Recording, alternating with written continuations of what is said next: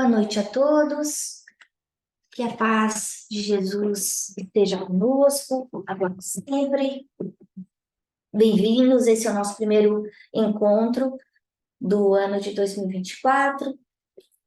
Nós agradecemos, do fundo do nosso coração, essa oportunidade de estudarmos juntos os ensinamentos de Emmanuel. Nessa noite, lembrando, nós somos o Grupo Chico Xavier aqui em Portland. As nossas atividades, elas podem ser feitas pessoalmente ou também pelo Zoom. Nós somos uma organização sem fins lucrativos, todos nós somos voluntários, então nós agradecemos quem puder nos ajudar com as nossas despesas mensais de sala e outras despesas que nós temos recorrentes. Essa noite, nós vamos estar estudando o capítulo 30 do livro Fonte Viva. Esse capítulo realmente mexe bastante com a gente.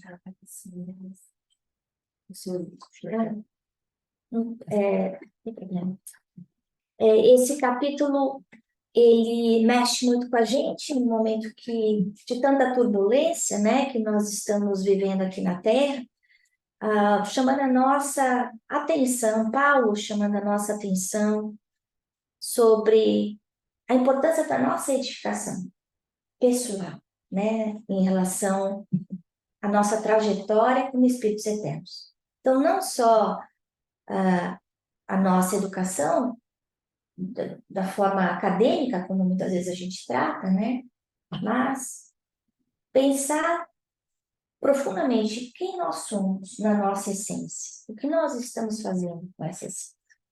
Mas antes da gente dar por início o estudo desse item aí da Epístola de Paulo a Coríntios, a gente vai fazer uma prece, lembrando que essa é uma palestra de mais ou menos 20 minutos, a gente tem um passe virtual no final, e a gente convida todos que deixem uma garrafinha para fluidificação, porque no momento do passe todos nós recebemos aí as bênçãos, e essas bênçãos são levadas aos nossos lares também.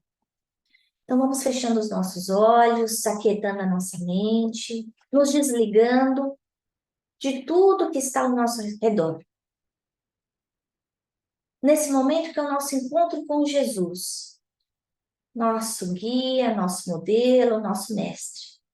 Por 30 minutos, vamos deixar de lado todas as nossas atividades para focar nesse encontro com o nosso grande amigo. Amigo, irmão mais velho, mais sábio, governador do nosso planeta, que cuida de todos nós, que vela por nós. Pedindo aos benfeitores espirituais que derramem sobre cada um de nós, sobre os nossos lares, bênçãos de paz, de luz, de refazimento, de saúde, enchendo os nossos corações de esperança, de amor, envolvendo todos que estão em cada um dos lares aqui no centro, encarnados e desencarnados, para que todos nós possamos receber tudo aquilo que necessitamos para o nosso equilíbrio físico e espiritual. Graças a Deus. Como eu disse, hoje a gente vai estar estudando um item pequenininho da Epístola de Paulo aos Coríntios. Muita gente conhece essa epístola, capítulo 13, famoso, que ele fala do amor.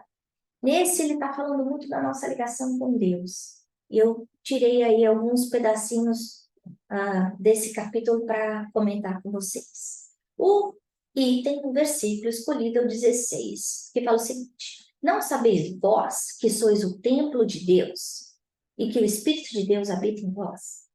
Olha só que responsabilidade um comentário desse. Quando a gente pensa na qualidade da nossa vida, a gente pensa, puxa, será que eu posso falar que eu sou o templo de Deus com o que eu faço? A forma como eu vivo? Como eu trato as pessoas que estão ao meu lado? Será que eu posso dizer que o Espírito de Deus habita em mim? É bastante responsabilidade isso. Porque a gente olhar com a cara e com a coragem na frente de um espelho, falar, eu sou o templo de Deus. Templo que a gente consegue enxergar, entender como um lugar sagrado, escolhido. Escolhido para fazer coisas boas, para velar, para honrar. Então, eu fui criada para honrar a Deus. E será que eu, através dos meus atos, será que eu estou fazendo isso? Eu copiei aqui nas minhas notas esse capítulo para comentar alguns itens com vocês. Então, Paulo fala o seguinte: e eu, irmãos, não pude falar como a espirituais, como a espíritos, mas como carnais, como meninos em Cristo. Então, ele está conversando, ele está falando: olha, eu estou falando para vocês hoje, estou falando para você, Gabriela, estou falando para você, Célia, estou falando para você, Gonçalo, para você, Gisele. No momento que a gente está vivendo agora, nós, nessa encarnação, porque ainda sois carnais, você está encarnado aqui. Por isso que eu estou falando com o seu nome. Pois havendo entre vós inveja, brigas, contendas, dissensões, não sois porventura carnais e não andais segundo os homens? Então, como é que eu vou falar para nós, Paulo, como espíritos eternos, se vocês ainda estão agindo como crianças em relação a Jesus, né? Crianças o quê? Crianças do ponto de vista cronológico? Não, porque todos nós aqui somos mais velhos que Jesus. Falando como crianças no sentido de maturidade moral, de desenvolvimento espiritual, né? A gente ainda está engatinhando no nosso crescimento espiritual. Porque dizendo um, eu sou de Paulo, e outro, eu sou de Apolo, porventura não são carnais? A gente vê tanto isso hoje, né? Eu sou dessa religião, eu sou daquela religião, eu acredito nisso, eu não acredito naquilo. Isso tudo é bobagem. Pois se Deus é um só. E eu tô pescando alguns versos, tá bom? Eu não estou seguindo um a um. Por isso, nem o que planta é alguma coisa, nem o que rega, mas Deus é que dá o crescimento. Isso está muito alinhado com o nosso estudo, né, do Evangelho, falando sobre a resignação e a abnegação, né? Então, a gente entender que a gente faz a nossa parte, mas a vontade, o controle, está na mão de Deus, né? A gente tem essa ilusão de que a gente controla as coisas, que a gente conhece as coisas, quando o nosso conhecimento é muito pequenininho, né? Ora, o que planta e o que rega são um, mas cada um receberá o seu galardão segundo o seu trabalho, cada um segundo as suas obras. Porque nós somos cooperadores de Deus. Vós sois a lavoura de Deus, o edifício de Deus. Olha só o chamamento que ele está falando para a gente. Vocês estão aqui na terra, aí, brigando, com inveja, discutindo, queria ter isso, queria ter aquilo. Vocês estão esquecendo que a gente está na lavoura de Deus? Vocês estão esquecendo que todo mundo aqui é trabalhador de Deus? Que não é para falar que um é de Paulo, outro é de Apolo. Não. Todo mundo é filho de Deus. Parece que a gente está falando nos dias de hoje, né? Quando a gente pensa numa guerra que está acontecendo no Oriente Médio, né? Quem é meu irmão? Quem é meu vizinho? Quem é meu próximo mais próximo? A obra de cada um se manifestará, na verdade, o dia a declarará. Olha só, eu posso falar o que eu quiser, mas a herança que vai ficar vai ser o quê? O que eu quiser. Esse é o meu legado.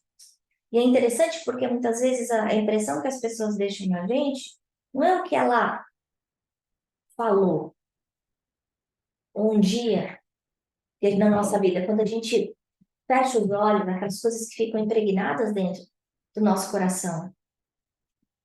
É o que a pessoa fez a gente se sentir feliz, segura, ou com medo, ou triste. Então, esse é o nosso legado, é o que a gente faz para o outro.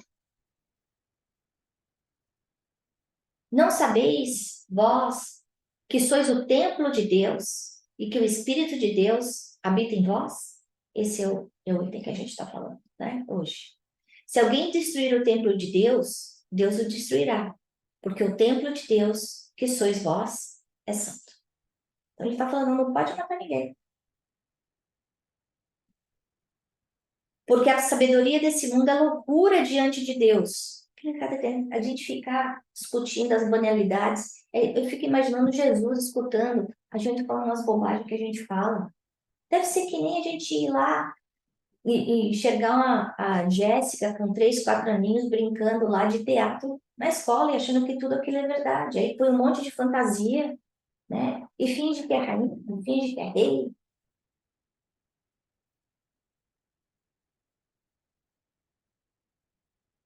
E outra vez, o Senhor conhece o pensamento dos sábios, que são bons.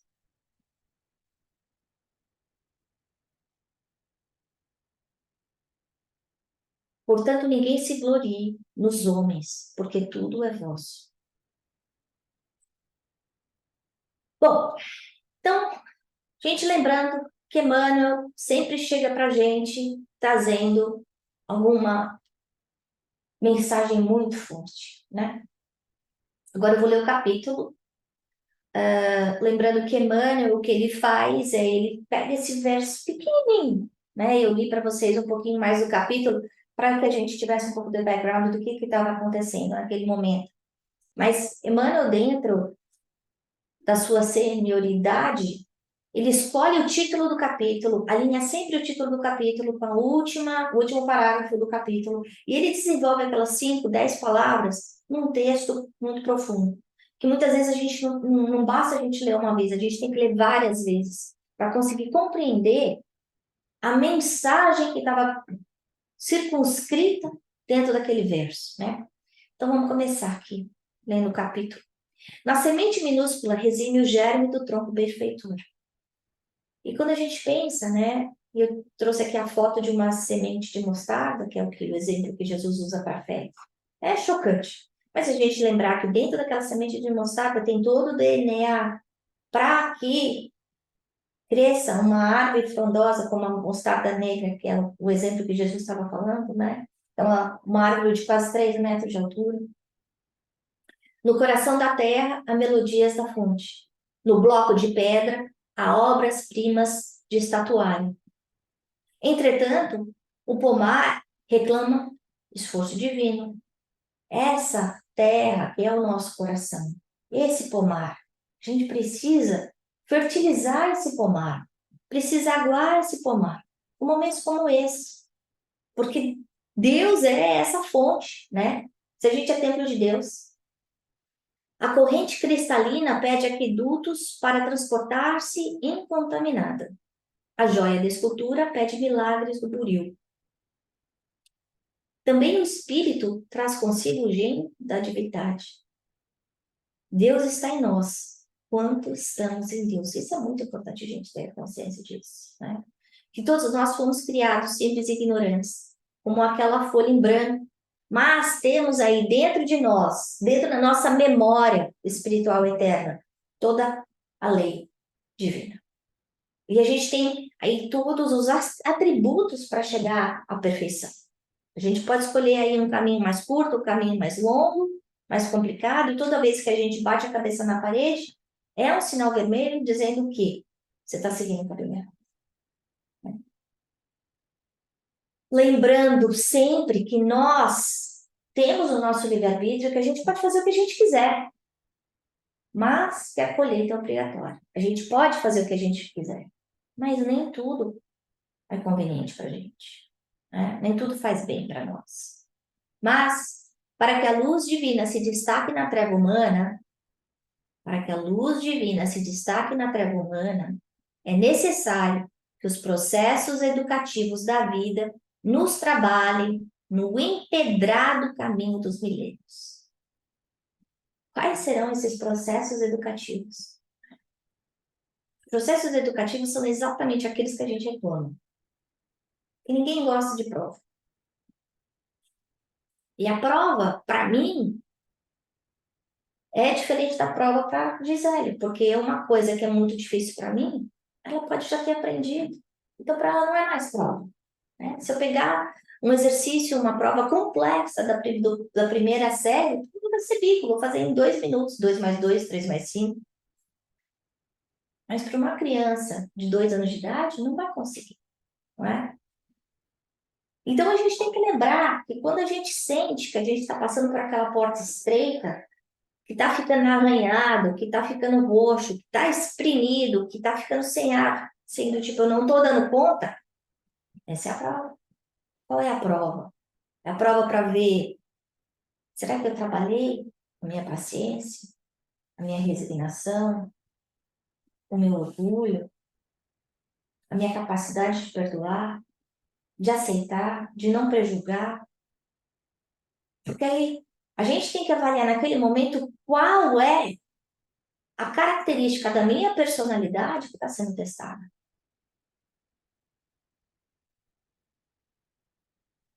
Somente o coração enobrecido no grande entendimento pode vazar o heroísmo santificante. Olha só isso. Do heroísmo real é o coração enebrecido, é o fazer o bem, é o homem de bem. Esse é o herói.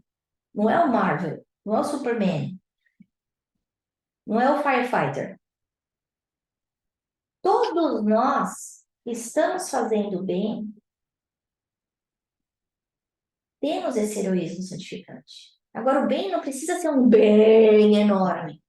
Às vezes, o bem é ajudar aquela criança que está precisando de colo. O bem é assistir aquele doente que está desesperado, que vai no médico, que às vezes precisa de uma conversa amorosa, de um ouvido amigo, né? Então, a gente perceber qual é o nosso papel dentro da sociedade no momento que nós vivemos, para que a gente possa ser esse herói, né? Eu recebi um e-mail essa semana, vocês sabem que a gente está ajudando refugiado, né? Avisando que tem um número enorme de refugiados que estão sem lugar para morar, que o governo não tem mais, aqui em Portland, não tem mais casa ou shelter para disponibilizar. Então, eles estavam pedindo asilo para a casa das pessoas, seja de um dia, seja de 6 meses. E aí a gente começa a pensar, né? O quanto uma ajuda dessa pode impactar a vida de uma pessoa, né? Uma pessoa que num momento desse, no frio que a gente está, não tem onde morar, não tem onde viver, não tem o que tem que comer. A gente viu com a Márcia, não tem sapato, não tem casaco, não tem nada, né? Então, e o impacto que isso pode ter na vida daquela pessoa. Então, às vezes a gente vive dentro da nossa caixinha, né? Reclamando do nosso dia a dia, se esquecendo dessas pessoas que estão passando por provas difíceis, né? Aquela pirâmide básica, né, de necessidades humanas, essas pessoas estão sem a base fundamental de segurança, de comida, de teto, né? Então, enquanto às vezes a gente fica reclamando por aquele supérfluo, né? Por aquilo que a gente acha que precisa. Apenas o cérebro cultivado pode produzir iluminadas formas de pensamento. Claro. Então, ele está falando aqui que para a gente iluminar, a gente precisa se iluminar. Não dá para tirar água de pedra. Alguém não pode dar aquilo que não aprendeu. Então, se eu quero ser uma pessoa melhor, eu vou ter que estudar, eu vou ter que fazer o bem, eu vou ter que me burilar. Só a grandeza espiritual consegue gerar a palavra equilibrada, o verbo sublime e a voz balsamizante. Interpretemos a dor e o trabalho por artistas celestes do nosso acrisolamento. Acrisolamento é burilamento, aprendizado, crescimento. A dor e o trabalho é o buril que faz tirar da gente todo aquele orgulho, aquele egoísmo e limpar toda aquela ranço que a gente vem trazendo aí de milênios. Educa e transformarás a irracionalidade em inteligência, a inteligência em humanidade e a humanidade em individude. Quando a gente pensa no que está acontecendo ao nosso redor, a gente fica questionando a inteligência humana, né? Educa e edificarás o paraíso na terra. E essa educação, é importante a gente pensar, a educação não é só a educação do ponto de vista acadêmico. O educar não é só se preocupar em levar o filho para as melhores escolas. Não, o educar valores morais. Porque eu posso ter 5 PhDs e tentar suicídio. A gente vê isso acontecendo. Eu posso ser um bilionário e ser profundamente infeliz e ser viciado em drogas. Então, qual é essa educação que está sendo chamada?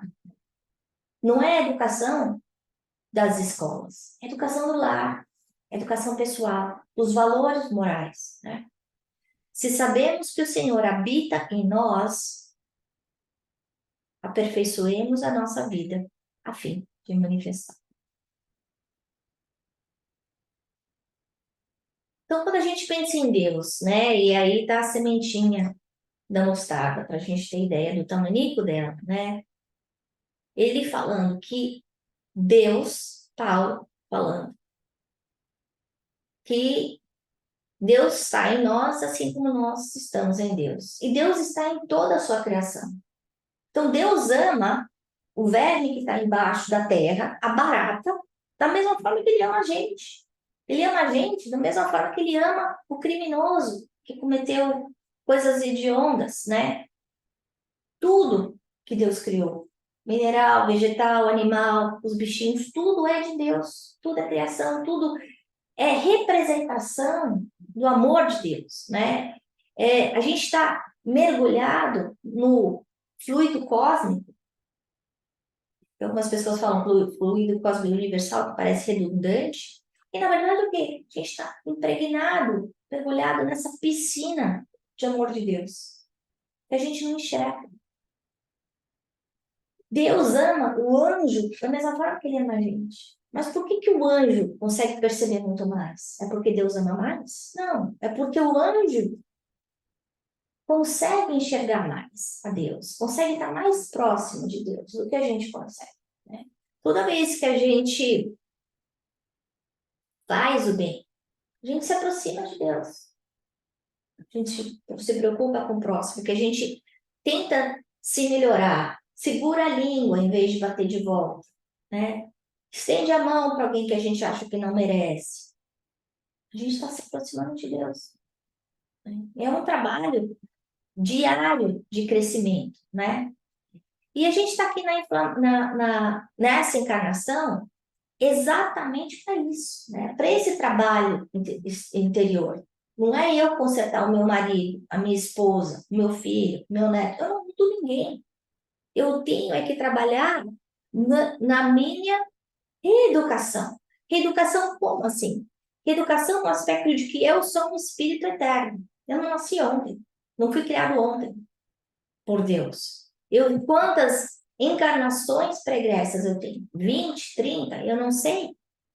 E quais são os vícios que estão amalgados no meu ser e que eu trago junto comigo, como esse peso desnecessário ao longo da vida, né? Então, é necessário eu fazer essa minha reeducação. E como é que eu faço essa reeducação? Através do estudo. Então, quando a gente estuda André Luiz, quando a gente estuda a codificação de Kardec, quando a gente estuda Emmanuel, quando a gente vem em encontros como esse. Mas não basta só ouvir e ouvir. A gente precisa trabalhar. A gente não pode agir como criança só prontos para receber. A gente precisa aprender a dar, né? Não é para a gente ser eternos estudantes. A gente precisa ser semeadores dessa lavoura de Deus. Fazer o bem, ajudar o próximo, fazer diferença, né? Para que a luz divina se destaque na treva humana, é necessário que os processos educativos da vida nos trabalhem no empedrado caminho dos milênios. Se Deus é amor e Ele habita nós e dentro de nós, cada um de nós vai ter essa essência de vida, mas a gente precisa procurar ela, né? E ela vai aparecer cada vez mais em que a gente acender a nossa própria luz. E a gente se tornar pessoas melhores. A gente não basta vir num centro espírita, não basta assistir uma missa todo domingo, nunca ter falhado uma, não. Se Se esse conteúdo não está me transformando, se esse conteúdo não está me deixando uma pessoa mais maleável, mais forte na hora da dor, mais aberta para ajudar os outros, entendendo que a minha família é a minha família espiritual, que todos nós somos irmãos, independente de onde eu moro, de onde eu vivo, da cor da minha pele, do estudo que eu tenho, da minha religião, da minha cultura. Não, todos nós somos irmãos. Mas a gente continua falando nós e eles. Enquanto tiver nós, ou eu e eles, eu não estou sabendo nada. Enquanto eu não enxergar a dor do outro como a minha dor, eu não vou conseguir, eu não estou chegando a esse entendimento maior do que é realmente família e humanidade, né? Por isso que Paulo falou, isso parece loucura. Parece loucura para Deus o jeito que a gente está vivendo egoisticamente. Se preocupando só com o que é bom para mim. Se esquecendo de que se eu não ajudo aquelas pessoas que estão ao meu redor, pode gerar crime. Esse crime vai voltar para mim. A minha inação vai ter repercussão, né? Eu sou responsável pelo bem que eu faço, pelo mal que eu faço, mas também pelo bem que eu podia ter feito e eu não fiz. E eu não fiz por quê? Por preguiça, por medo. Quantas vezes a gente vê, não, eu não estou pronto para dar palestra, não estou pronto para dar passe, eu ainda falo muita besteira, eu ainda brigo na minha casa porque eu tenho muito problema, porque eu trabalho demais. A gente vai ter sempre desculpa. Mas e aí, o que é que eu posso dar? O que é que eu posso fazer? Porque eu acho que eu estou dando, mas na verdade, quem é a pessoa que está recebendo mais? Sou eu.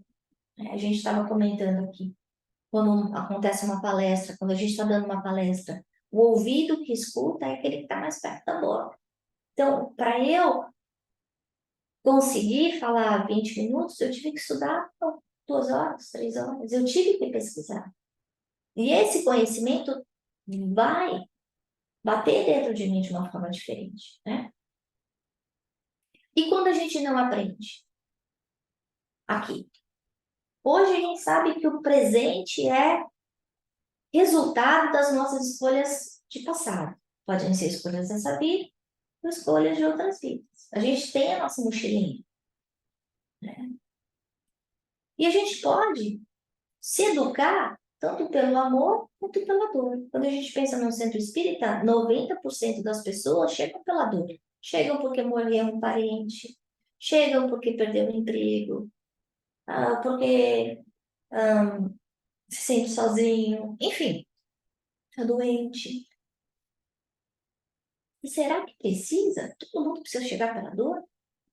Não, a gente tem que chegar pelo amor. Eu posso aprender através do estudo, através do trabalho, do bem, através da reforma íntima. Eu posso aprender pelo erro dos outros, né? A gente vê isso, por exemplo, uma família em que um dos pais ou os dois pais são alcoólatras, significa que os filhos vão ser alcoólatras? Não, a gente vê de tudo. A gente vê filho que vai ser alcoólatra e a gente e vai falar, eu sou alcoólatra porque você me deu esse exemplo, e o outro filho vai falar assim, eu não bebo porque eu não quero ser igual a você. Então é o que a gente faz nessa lição. Eu não preciso passar pelo problema para aprender que aquilo é ruim. Eu não preciso pôr a mão no fogo para saber que é aquilo. Eu não preciso usar heroína para saber que faz mal para a minha saúde. Então, um exemplo alheio. Eu preciso saber que guerra é ruim e viver uma guerra para saber que ela é ruim. Não, tem história para isso. O quanto é que eu estou aprendendo dessa história? Mas se eu não aprendo, o que acontece? Num planeta de expiação e provas como o nosso, a gente vem aí com a bênção da dor. É a prova. Por isso a gente fala que a Terra é um planeta de expiação e provas. São provas que são impostas. Por quê? Porque a gente foi uma criança cabeça dura muitas vezes, durante várias encarnações, criança que eu digo moralmente. E aí, uma prova que eu escolho, ou pode ser uma expiação que é imposto. E a expiação é sempre mais difícil. Porque a gente vê, por exemplo, uma pessoa numa cadeira de rodas. Tem gente que funda tem um acidente, fica paraplégico e muda a realidade de todo mundo, ajuda, é uma demonstração de fé, de carisma, de amor, de entrega. Outras pessoas entram, ficam numa cadeira de rodas e ficam revoltadas e infelizes o resto da vida. Então, não é a prova em si, é o que eu faço dessa prova, não é a expiação em si, é o que eu faço dessa expiação. Somente o coração enobrecido no grande entendimento pode vazar o heroísmo santificante. Então, eu preciso aprender, eu preciso crescer para eu poder dar. Somente o cérebro cultivado pode produzir iluminadas formas de pensamento. Porque se eu só ler bobagem, se eu só conviver com gente que fala bobagem, eu não vou crescer. Só a grandeza espiritual consegue gerar a palavra equilibrada, o verbo sublime e a voz balsamizante. Isso vai das pequenas coisas. A gente precisa fazer a nossa parte, educar os nossos pensamentos, avaliar no começo desse ano, então, tá bom, com quem eu estou convivendo? Como é que eu estou gastando as horas do meu dia? Quais são as minhas escolhas de música, de filme, de passeio, de companhias, né? Jesus falou para a gente que a gente tinha que vir no mundo sem ser do mundo. O que significa isso? Significa que eu tenho que trabalhar, que eu não posso ser um peso para a sociedade. Eu tenho que conseguir comprar minha roupa, minha comida, minha casa. Eu preciso ser independente. Mas não é só isso. É o dar a César o que é de César, o que é Deus o que é de Deus, né? Então, quando ele fala, o meu reino não é desse mundo, ele está falando, olha, aqui vocês não vão ser felizes. Você vai procurar até morrer, mas não vai ser através das coisas materiais que você vai ser feliz. Mesmo que você tenha tudo. Mesmo que você tenha saúde, jovialidade, dinheiro e poder. Você vai continuar sendo infeliz se você não buscar o aspecto espiritual, né? Gandhi falou que nas crenças, nossas crenças se transformam em pensamentos, os pensamentos em palavras, as palavras em ações, as ações repetidas se tornam hábitos. Nossos hábitos formam valores e os nossos valores determinam o nosso destino. Então, a gente ter essa consciência de quais são os meus valores, o que é que eu estou buscando, né? Eu posso olhar para essa dor e o trabalho que eu vivo, que eu tenho, reclamando, eu posso olhar isso como uma oportunidade de crescimento. Pensar, olha, eu estou sendo exprimida agora, mas será que eu vou conseguir sair daqui mais forte, né?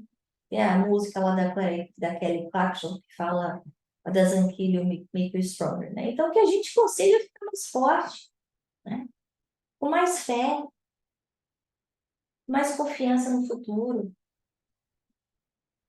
E todas as vezes que a gente achar, dessa vez eu não vou dar conta, a gente pode pegar o espelho retrovisor e pensar todas as outras vezes que a gente passou por dificuldades, que a gente teve essa impressão, eu não vou dar conta, e a gente deu.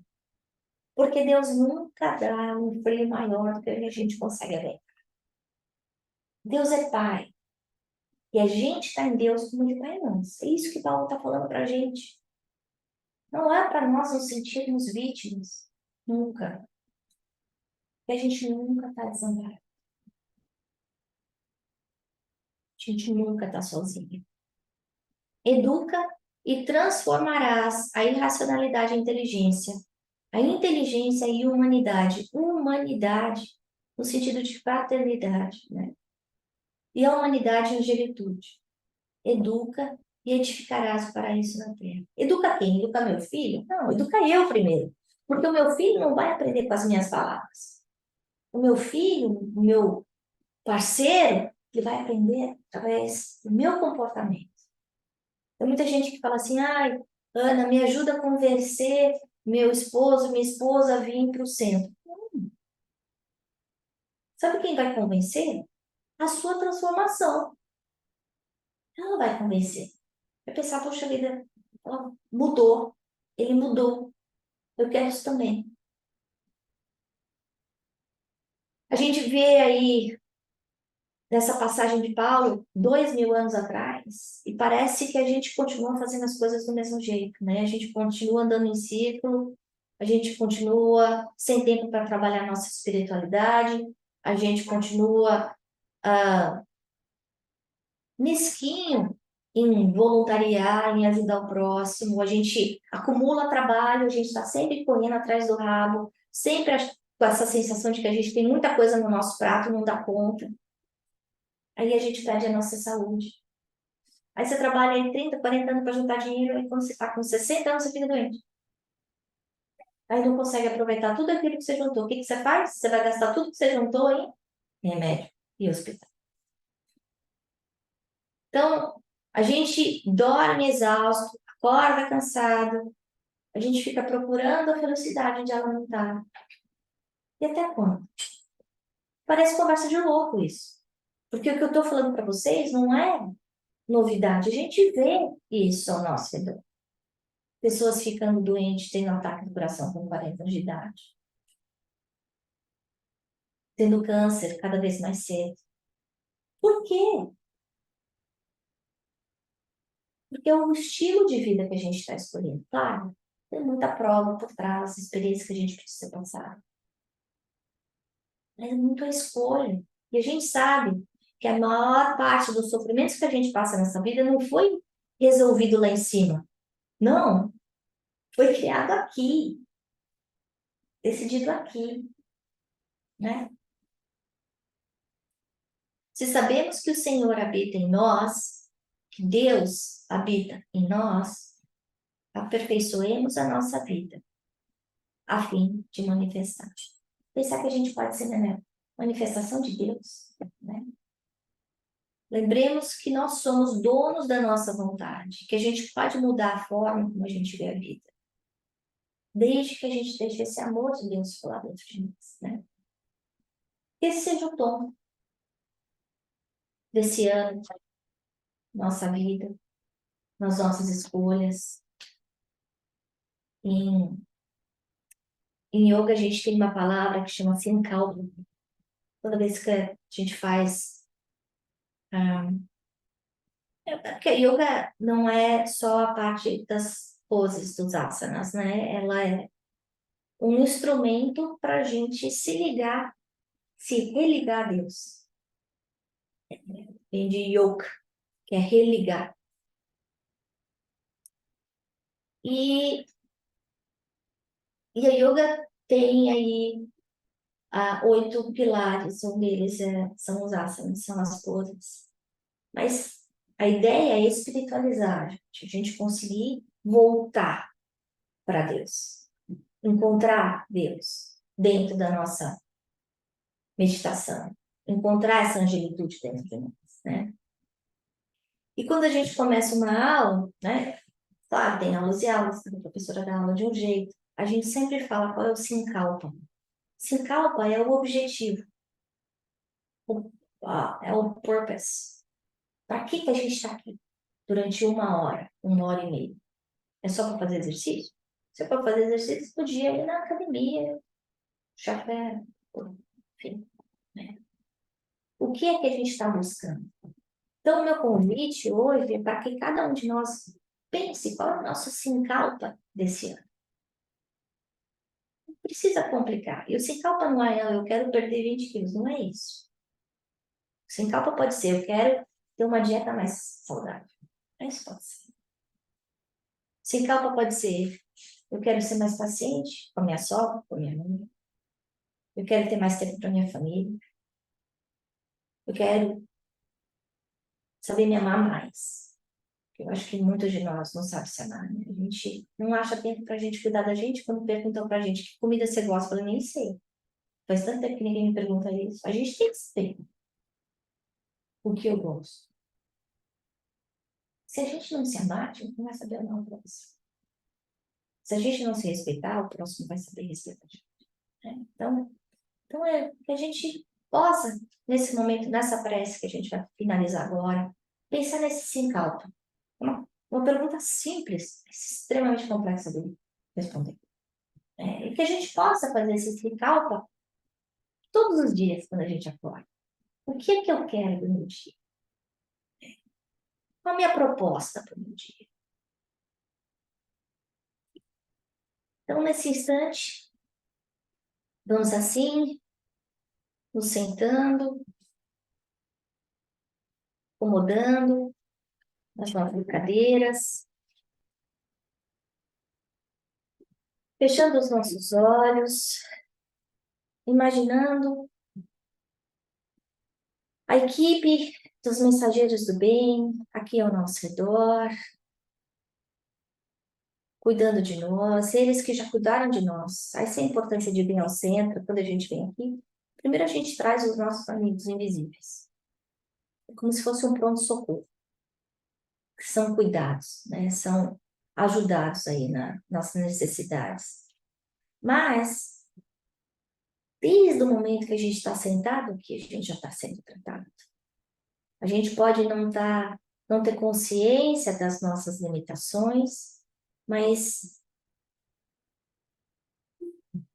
Deus sabe.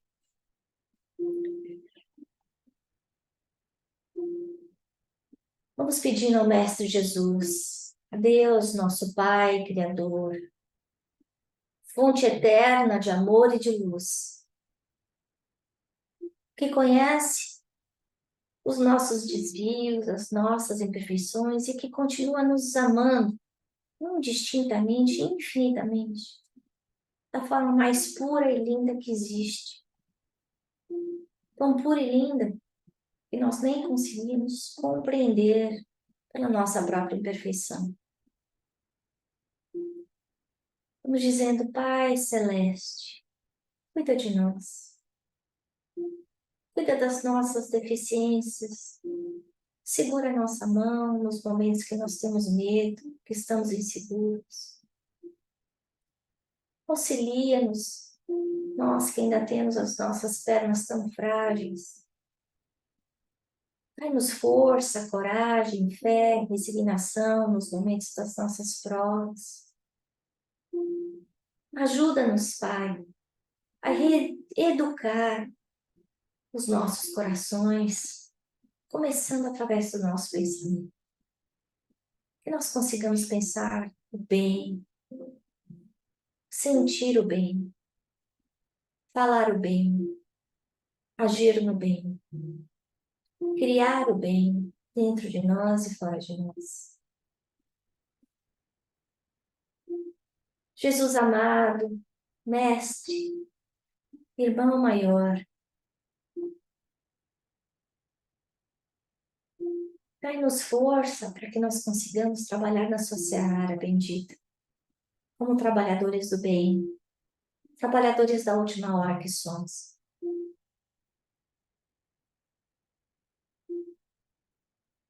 Que nós possamos, dentro da nossa realidade, fazer o melhor que nós possamos sempre, em benefício daqueles que necessitam mais do que nós. Protege e abençoa os nossos lares, os nossos familiares, aqueles que amamos. Ajuda todos aqueles que sofrem por dores, perdas morais, perdas financeiras, perdas físicas e muitas vezes se encontram em desespero, pensando até em suicídio. Que a tua esperança, o teu amor possa brilhar em cada um desses corações. Que nós possamos ser instrumentos desse amor, iluminando a nós próprios e a todos aqueles que nos rodeiam. Ilumina essa casa, o Chico Xavier, para que possa ser sempre um pouso de luz e de paz. Que todos que aqui adentrem possam perceber a tua presença, Jesus. Aqui, em cada um de nós que participa desse trabalho. Vamos finalmente pedindo que fluidifique a nossa água, colocando para cada um de nós aquilo que necessitamos, para que nós tenhamos uma semana de muita paz e de muito amor. E assim seja. Graças a Deus. E assim nós vamos agradecendo ao Mestre Jesus, aos nossos amigos espirituais, aos nossos anjos da guarda, dizendo graças a Deus. Até a próxima semana. Muita paz.